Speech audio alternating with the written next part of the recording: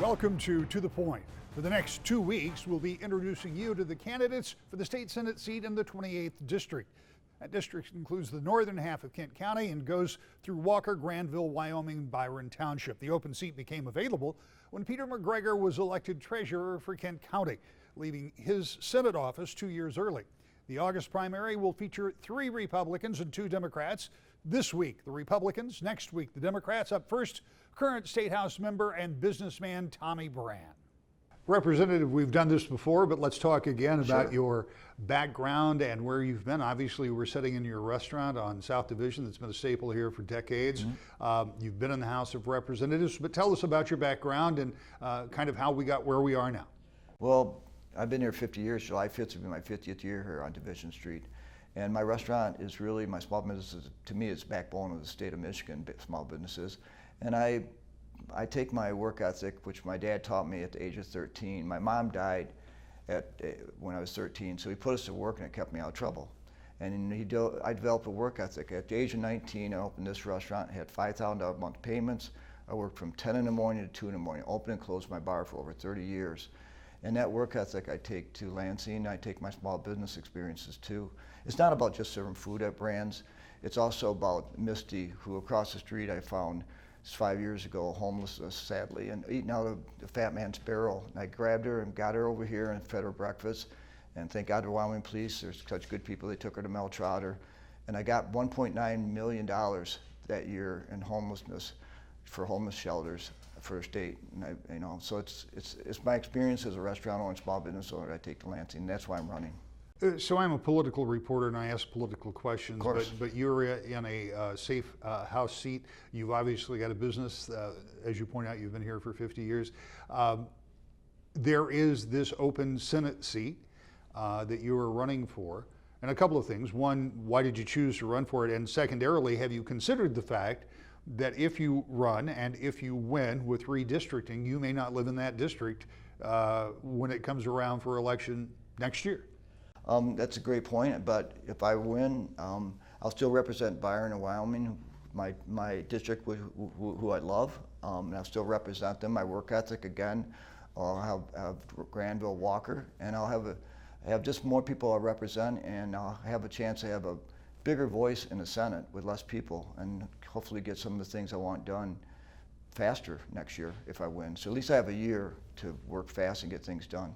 What are some of those things? What are some of your motivations? Obviously, you're dedicated to the community, but what are some of the things you would like to do both for the community, the district that you would potentially serve, and for the state? First of all, I'm running it. I just want the people to know I'm running. It's not a power thing for me. Sue and I give half our legislation salary back for people in need. We've given over $60,000 back, and I'm proud of that. But one of the things I really want to tackle is K through 12. I mean, to me, that's education is so important. We're ranked like 48th in the country. I want to tackle it like we tackle auto insurance, committee after committee after committee, from the janitor to the teachers, the superintendents, the students. And I also like to take some higher ed money, which is $1.4 billion, which is almost 11% of our budget. To me, that should go back to K through 12, where it belongs. And I actually agree with the governor on preschool. I got some Head Start money from Chairman Paul Kett, and I was glad to increase that Head Start money. And I like to the governor's idea about universal preschool. Take a look at Tiger Woods, 4 years old. He became the best golfer because his dad brought him up young. Look at preschool the same way. Let's get these kids at preschool, and they're going to be better students when they hit 3rd grade. I want to go back to that higher education money for just a second. That is money. Is that the money that was in K through 12 that had been transferred? To me, that's before my time. Okay. But it's in a general fund. Our $62.8 billion budget, but a lot of it's restricted because of federal. But $11 billion, I'm on appropriations. I want to be on appropriations because I'm a small businessman. But that $11 billion is what we control on approps, and 1.4 is higher ed. Constitutionally, we have to fund higher ed. I have nothing against higher ed, but they have their own branding system, business system called tuition. We can give higher ed $1 per school and do the constitutional right that we have duty to for them. I'll take that out of my own pocket if I have to. When you take a look at the idea of, and you talked about having a bigger pulpit, if you will, in the Senate with many fewer members, what are some of the other things that you would champion if you were elected to the Senate, given the fact that you would go in at a time where it's going to be the end of a session, but sometimes that's when things get done, is at the end of the session? Well, I did, like I got the 1.9 million for homeless because of during the end of the session. So you're right, a lot of things get done. Again, K through 12 would be my biggest thing, but jobs also. We have to get people back to work. I mean, my brother Mike, he can't barely open for lunch because we can't get people back to work, and we got to solve that. And there's jobs out there, so I like to champion that, and also I think I still want to champion homelessness, because that's still, my dad could never understand homelessness, and especially in this great country. When you think about where you are today versus where you were when you first decided to run for office, what is your biggest takeaway from being in the legislature? Because from being an independent business person to being part of 110 in the legislature, what has that been like? Well, I like both colleagues on both sides, and I really think that part of my job is to get along with all my colleagues, and I'm liked down there, which is important to me, and that helps me get things done. But one of the takeaways I get from being a politician is I don't like letting people down. So if you come in, I give you a cold baked potato. I hate that, and I know when you're a politician, when you vote, you're letting some people down. And I'm proudly got the FOP endorsement, the police endorsement. They've taken on the chin too much. We got to change that atmosphere. To me, the police are the heroes of our community. So I'm going to be fighting for them too if I become a senator. But even if I don't become a senator, as a state rep. What do you think and I'm asking you now as a businessman. Sure. When you look at the model of a business versus the model of the state, what is it that could be changed about the way the state budgets and spends and does some of that? Because many people that I talk to on a regular basis complain about the inefficiencies of government. Do you see that? I do. My first day in office, I turned the lights off and the lights were still on. And I said, what the heck's going on here? Well, it was emergency lights. Well, we have emergencies like little panels, and we save money. So that's the first thing I checked into. My dad brought us up to watch every penny. And I met with a lobbyist my first week, and he was asking for $50,000 for state money. And I think about the house down the street that's trying to make rent, trying to pay groceries, and he called that $50,000 a drop in the bucket for a state budget. That's not a drop in a bucket, not for that house down the street, one of my constituents. So I think about every penny, and I fight for that. Another current member of the State House of Representatives, Mark Heisiger, is also contending in the August primary. Representative, thank you for being here. First of all, for our viewers, I want to tell them that we're excited to be back in studio, back with in-person interviews, still observing protocols to make everybody comfortable, but it's great to have you in the studio. And let's talk about this upcoming Senate race. You're currently in the House of Representatives. You're going for this open seat that I've already explained. So talk a little bit about where you've been and what you've done to get to this place, and then we'll talk about why you're running for this seat. Well, thanks, Rick. I really appreciate being here. And I'll tell you, my background is really finance and accounting. I've worked at institutions like Spectrum Health. I've been a healthcare consultant for the last 20 years and own a software company. But I've been involved in politics for quite a number of years. I started off in the Planning Commission in the City of Walker. I was on the City Commission in Walker. I was a mayor elected 2 times in the City of Walker. And I was a state representative. I'm in my 2nd term right now. And this opportunity became available because Senator McGregor ran for the county treasurer seat, and so consequently I'm now running for that open seat. Well, so there it is. It's an open seat, and a lot of times that's the reason people decide to make those decisions. In the era of term limits, sometimes people will run for that next office because of those limitations. But beyond the fact that it's open, there have to be a lot of motivations for you to want to run. So talk to me about those. Sure. Well, I've been involved in politics for what I think is the right reason. I want to try to help people. I've been a part of economic development programs. I've been a part of Walker being responsible fiscally. My background's finance and accounting, so I'm on the appropriations side, so consequently part of doing the budgets, and I really enjoy that. I think some people think of me as the nerd in the house, so I'm usually the guy doing spreadsheets, and whether it's working on the higher education budget or as chairman of the special IT task force, looking at the way the state spends over $1 billion on hardware and software every year. And if we can do the right thing to help taxpayers be successful, to use those taxpayer dollars wisely, and make our economy better, and it's really an all-the-above strategy. We have to work together to make Michigan continue to be great. As you look back at your time in the House up to now, it has been very unusual. First of all, we have had divided government. That in of itself is not unusual, but it has been particularly strained even before the pandemic. And during the pandemic, a whole lot of Republicans in the House and Senate expressed their concerns about not being fully engaged. If you become a member of the Senate, the dynamics don't change. The players are all pretty much the same. But do you feel you have a way to impact that if you, as many of your Republican colleagues, and I don't want to put words in your mouth, if you do believe that the executive branch has not worked closely enough to the legislative, is that something you think you can impact if you go to the Senate? Well, I think first of all, it's important to recognize that most bills, when they pass, are passed on a bipartisan perspective. And bills that I've been involved in have been successful. We just try to do the right thing for the people. Divided government or not, this is nothing unusual, but we still have to fight for the taxpayers. And I use the word fight, not meaning that, obviously impact, but we need to stand up for what taxpayers want us to do. It's in the title, after all, representative. So representing 96,000 people, I represent them in Lansing and try to do the right thing every day. Being a senator would not change that. Probably only amplifies it because the population is about 3 times the size of a House seat. You were talking about finances, your background in finances. You were talking about the budget process.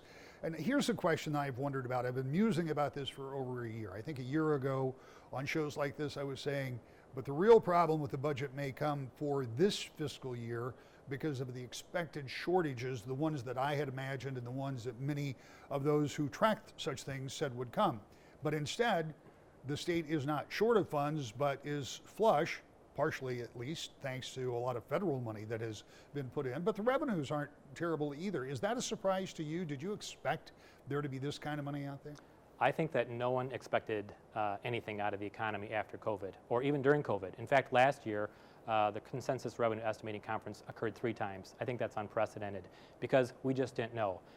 This year is not that much different, but we do know that the revenues are heavier than we expected. But I think most economic theory is developed in the rearview mirror. When you look back and say, well, why do we see revenues higher? Much of the revenue in the state of Michigan comes from sales tax. And when people are given stimulus checks, they buy goods, probably less on the service side. So services, things like daycare and other service type things have perhaps gone downhill. But they've been stimulated to buy whether it's cars or snowmobiles or bikes or whatever else. And that's why we see a lot of those shortages. So in some respects, it's not terribly unsurprising. But it's also important to remember that there is a tremendous amount of these dollars that are directly from the federal government. So I think the real crux is going to happen next year. And again, economics occurs in the rearview mirror. When we look at it, we don't really know what to expect from it. And I think most of this theory will be written after the fact of, wow, now we know what happened, because think about it, we're seeing inflation right now, but there's a tremendous amount of pressure on getting people back to work. Whether you're going to McDonald's or to any sort of service business, everyone's got signs out. So I think we're going to see some inflation right now, and I think we see a little bit of hint of that right now from the feds. But I think one of the other theories that's out there is that we may see some deflation as the economy gets back up and starts to normalize next year. So as you look ahead of working on the budget, one way or the other, is the coming budget cycle, the 22-23 cycle, is that what are you concerned about that one? Well, right now we have a pretty good sense of what the numbers look like, and we always really want to make sure that the numbers are as close as possible. There are lots of great needs out there, and I used to always say when I was the mayor of Walker, there's 10 places we could spend every dollar, and every one of them worthy. It's our job to do the tough work and figure out where we spend the dollars the most wisely, have the greatest bang for the buck, and protect the people of the state of Michigan. Is there any one thing left on your plate that you would like? I'm sure there are many, but is there that one big thing that you would like to do, whether you're in the House or if you go to the Senate? Well, I chair the Higher Education Subcommittee this year, and I proposed a very radical and different model, one that really reflects almost what the K-12 model looks like, per pupil funding, with a number of nuances. This is going to protect Michigan taxpayer dollars to help Michigan students go to Michigan institutions. It's a radical shift. I hope we can get it through, but we'll see once. So as you embark on this campaign in an unusual year, this will be the only Senate race on our side of the state, so there'll be a primary and a general election. How do you approach it, understanding that a lot of people aren't going to be thinking elections in a very off year? Yeah, well, even in a presidential election year, sometimes we hear from people, oh, I didn't know there was an election this year. So it's even tougher this year. We don't know what the outcome is going to be, but I think we'll probably look at 10 to 12% of people that come out and vote, actually. We've been hitting the doors for 8 weeks now. We're probably close to 8,000 doors that we've hit. We're layering that with mail and social media. It's an all-the-above strategy to get the word out. You've probably seen my signs out all over the area. And we're excited because the news we hear from the doors is good. They want people to stand up for conservative values, stand up for education for their students, to be responsible with taxpayer dollars, and that's exactly what we've always done. When we come back, another Republican vying for the open seat in the 28th District. To the Point. Welcome back to the Point. The open 28th Senate District is the only election for representation in Lansing this year in our viewing area. The third Republican running is former House member Kevin Green.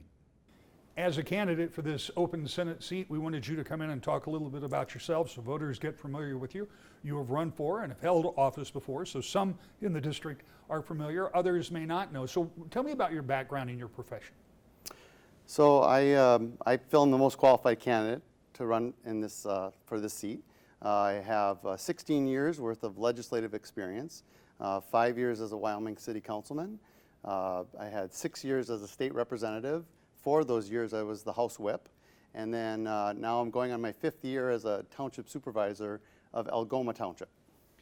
When you think about this open seat, obviously that in the age of term limits very often creates a primary race, and it also creates opportunity, and people gravitate towards those open seats. But beyond the fact that it's open, why are you running now? So people are worried about losing their freedoms. That's what I hear over and over again. They're concerned about their families, the impact that all the things going on in our world are hurting their families and their children. And they just want somebody to fight for them.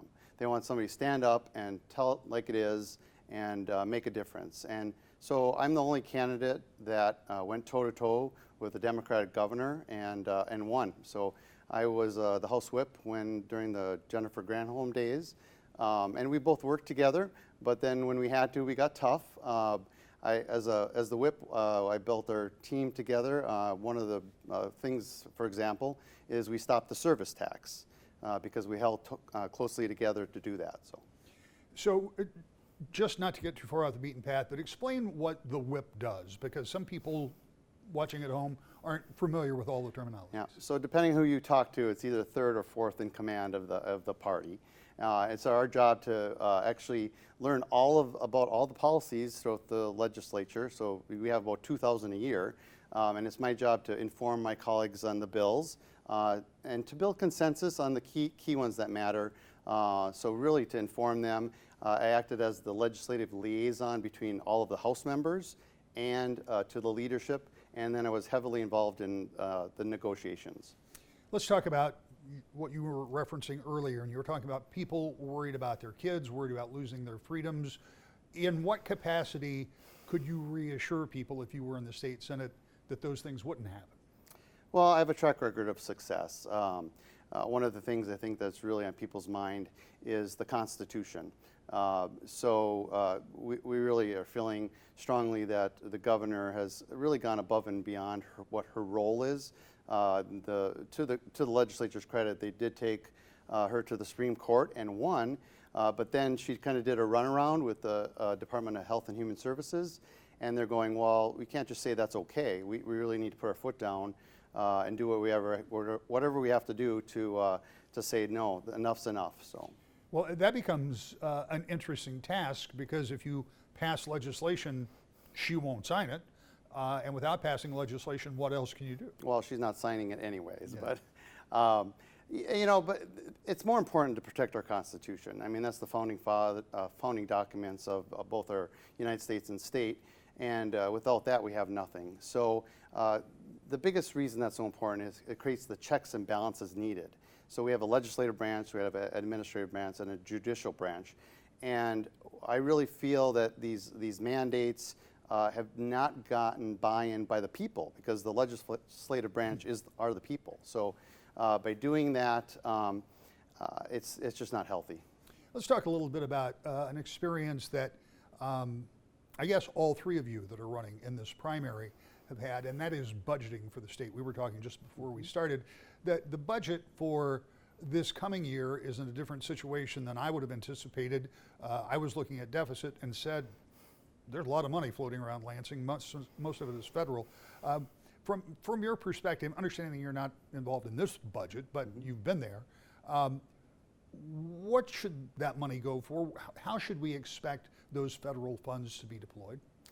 So I was one of the few members that served both on policy and appropriations as a legislator. So I was honored to be able to be on both.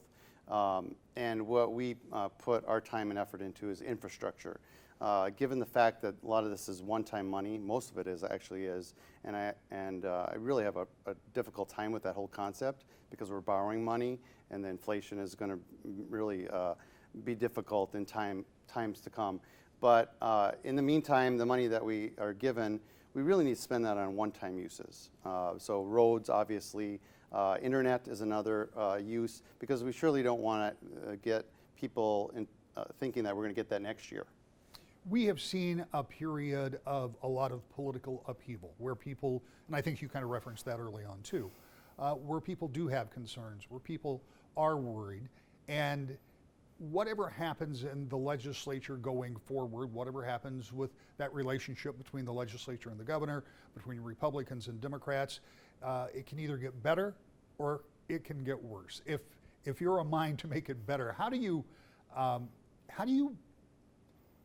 try to undo some of the polarization that we see in politics today? It's called respect. So Governor Granholm and I, we had a good relationship actually. I would knock on her door and she would let me in, and we'd have good conversations. But we also respected each other because we were tough as well. So I think that has to happen more. People are really sick of the lip service. They really want it to happen. That's what I do for a living. Besides my legislative experience, I've got 25 years as a negotiator. And the key to that is being authentic, to truly listening to the other party, but also being firm in your own beliefs and standing strong. So I plan to do all those things. And when you look at Lansing today, and again, this is not a question I've asked others, but you have a different perspective. How has Lansing changed since you left office? Well, I didn't think it could get more dysfunctional. So I think people are ready to come back to traditional values, to some common sense. I always used to joke Lansing was 25 square miles surrounded by reality. That's truer now than it ever has been. So we need to get back to just being grounded, getting back to talking to each other, not limiting freedom of speech. I think that's very concerning to me. So we have to be able to talk to each other and be contentious but still be civil. We're back with the final thought next. To the point.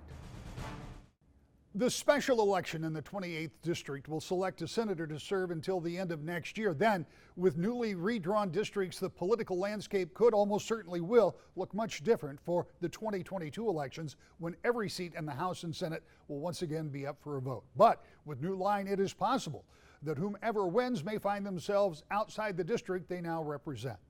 Next week, the Democrats who will face off in the primary. To the point.